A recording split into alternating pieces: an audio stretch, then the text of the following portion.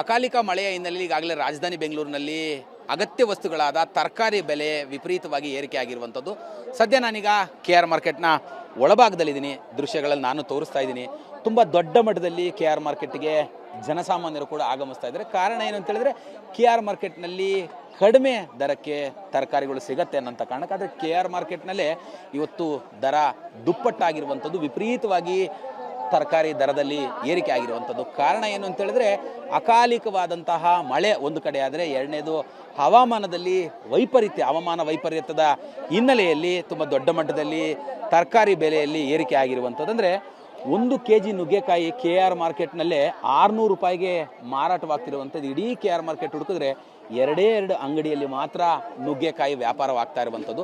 ಅದು ಬೆಳಗ್ಗಿನಿಂದ ಒಂದಷ್ಟು ಮಾತ್ರ ಉಳಿದಿದೆ, ಮಧ್ಯಾಹ್ನದ ಮೇಲೆ ಅದು ಕೂಡ ಖಾಲಿಯಾಗತ್ತೆ ಅನ್ನೋಂಥ ಒಂದು ಮಾತುಗಳನ್ನು ಹೇಳ್ತಾ ಇರುವಂಥದ್ದು.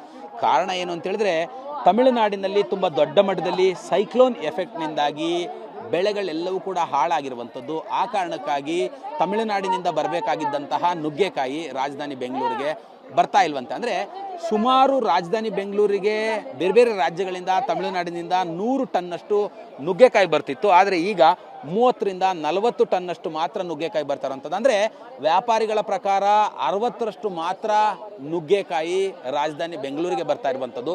ಆ ಕಾರಣಕ್ಕಾಗಿ KR ಮಾರ್ಕೆಟ್ನಲ್ಲೇ 550ರಿಂದ 600 ರೂಪಾಯಿಗೆ ಮಾರಾಟವಾಗ್ತಿದೆ. ಅಂದರೆ ಒಂದು ನುಗ್ಗೆಕಾಯಿ 50 ರೂಪಾಯಿ, ಜೋಡಿ ನುಗ್ಗೆಕಾಯಿ 100 ರೂಪಾಯಿಗೆ ಮಾರಾಟವಾಗ್ತಿರುವಂಥದ್ದು ಒಂದು ಕಡೆ. ಆದರೆ ಬೇರೆ ಬೇರೆ ತರಕಾರಿಗಳು ಕೂಡ 100ರ ಗಡಿ ದಾಟಿರುವಂಥದ್ದು. ಅಂದರೆ ಕೆಂಪು ಸುಂದರಿ ಅಂದರೆ ಟೊಮೊಟೊ ಇಲ್ಲೇ KR ಮಾರ್ಕೆಟ್ನಲ್ಲೇ 50ರಿಂದ 60 ರೂಪಾಯಿಗೆ ಮಾರಾಟ ಆಗ್ತಿದ್ರೆ, ಬೀನ್ಸು, ಡಬಲ್ ಬೀನ್ಸು, ಜವಳಿಕಾಯಿ, ಹೀರೆಕಾಯಿ, ಬೀಟ್ರೋಟು, ಕ್ಯಾರೆಟು ಇವೆಲ್ಲವೂ ಕೂಡ 80, 90, 100, 120 ಈ ಥರ ಪ್ರತಿಯೊಂದರ ದರವೂ ಕೂಡ ಏರಿಕೆ ಆಗ್ತಾ ಇರುವಂಥದ್ದು.